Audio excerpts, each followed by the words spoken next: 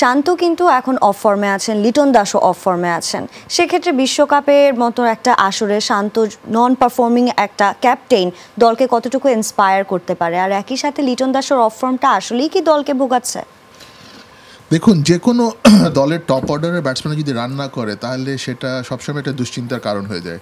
আর যদি আমাদের top অর্ডাররা consistently perform না করে তাহলে আমাদের জন্য জেতা খুব ডিফিকাল্ট হয়ে যাবে, এবং স্পেশালি টাফ টিমদের সাথে আপনার ডিসেন্ট স্কোর না থাকলে আপনি সেটা ডিফেন্ড করা ভেরি ভেরি ডিফিকাল্ট। তো এখানে খুব ইম্পর্টেন্ট হচ্ছে যে লিটন দাস হোক বা শান্ত হোক, ওদেরকে ক্লিক করতে হবে।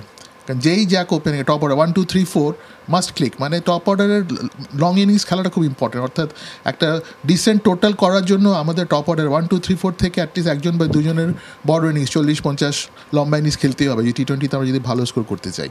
তো এই জায়গাটা আমাদের একটা মানে চিন্তার বিষয় আছে এই মুহূর্তে।